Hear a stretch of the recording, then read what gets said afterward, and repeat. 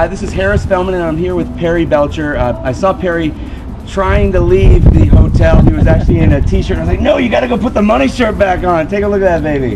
That is a beautiful money shirt, Perry. For those of you that don't know Perry's background, Perry actually at the age of 21 had 42 jewelry stores, and I guess he just told me he was broke by the age of 22. Yeah, it's a part I don't publish. And he was the third largest candle maker in the world. Butcher, baker, and candlestick country. And he owned, and I actually remember I remember going to rubberstamps.com at one point in my life. Believe it or not, I probably bought something from you. Craftstore.com and also dryeraseboard.com. He has personally spent, or I guess probably your company has personally spent over $10 million in Google AdWords, and this is documentable. And he has done over $56 million documentable in online sales, and he thinks it's probably more like twice that. So I said, man, I got to get this guy in here to talk about what a failure he is. So that's what I want to talk about. I want to talk about what and actually, I guess tell everybody real quickly, like minute, sure, what you're doing now. What's your core business right now? Right now, I teach people, online advertising, social media. And then I operate we operate a number of small niche market sites, everything from some chemical products to physical products import from China to more information products. We just operate a lot of small, little micro niche websites. All right. But I teach social media. I think it's what most people know me for. Okay. So that means what's your Twitter ID? We'll just go do that. Yeah, it's twitter.com/Perry Belcher. Perry Belcher. Okay, Perrybelcher. I kind of made fun of him. I said that must have been a great name to have in high school. Must have been responsible for for belching. Anyway, so let's just jump right into it now. What do you think your biggest failure ever was? Well, I guess you count as a failure. I've made a lot of mistakes. I think if you don't swing a lot, you don't make a lot. If you hadn't made a lot of mistakes yet, you probably hadn't tried hard enough. But I kind of maybe went overboard. About a year ago, I owned 6 businesses at the time, online businesses. One was a printing business, an import business, selling all these different things online, a bunch of sites. But I owned a dietary supplement business, a health business. And if you ever heard, you can get a lot of trouble in health business. Here's a guy, that kind of became the poster child for that.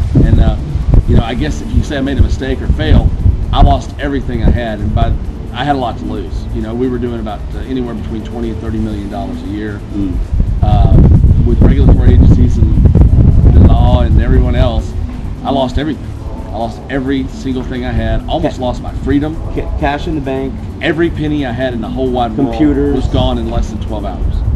12 hours. 12 hours. All gone. And what'd you do? Well, that's a good question. I freaked out, totally freaked out for a while. What'd you do to get in trouble? Got depressed. Oh, what I could do to get in trouble? Yeah. Yeah, I made claims on health products that I didn't have absolute proof were true.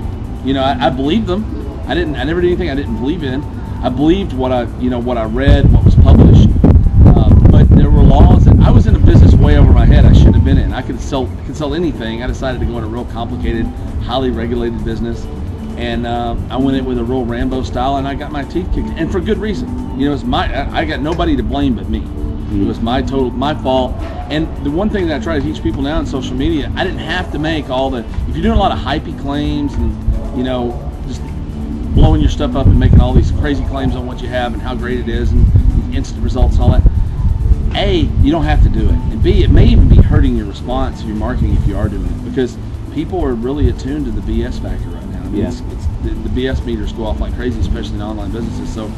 So I went out there like a lot of people do, and made a ton of claims, and then the claims I did make, I overhyped the claims.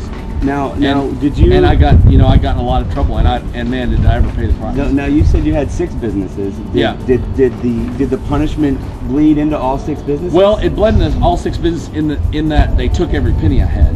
Right. So all the other businesses had no cash to operate. Right.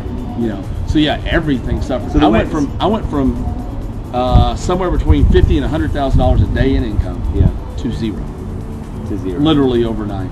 All right. So I made $0 the next day, and I didn't make any more money.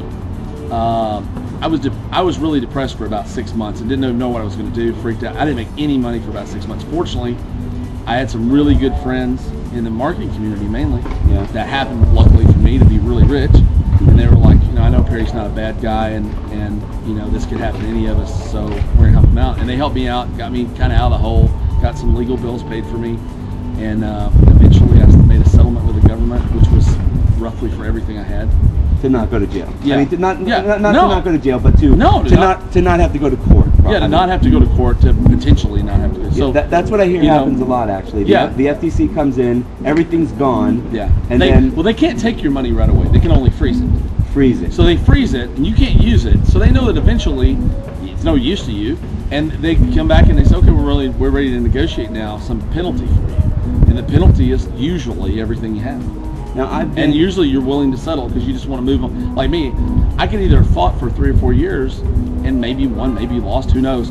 But the point is, 3 or 4 years of my life would be gone. I couldn't really earn during that period of that hanging over your head, and so my decision was to save the embarrassment of my family, everybody, and to get on with life, and just I was wrong. There was no doubt. I couldn't get up before a bunch of people and say I did nothing wrong. I was absolutely right. I couldn't do that because I was wrong. You didn't have the info to back up the claim. Yeah, and so based on that, I made a decision to settle, and the settlement was roughly everything I had in the world, and so I was left with my freedom, but $0, and your brain and my brain. So that's the thing. The knowledge and the training that I got over the years and everything because I bought everybody's products that ever came out. I've read everything in this business that's ever been written, I think, just about.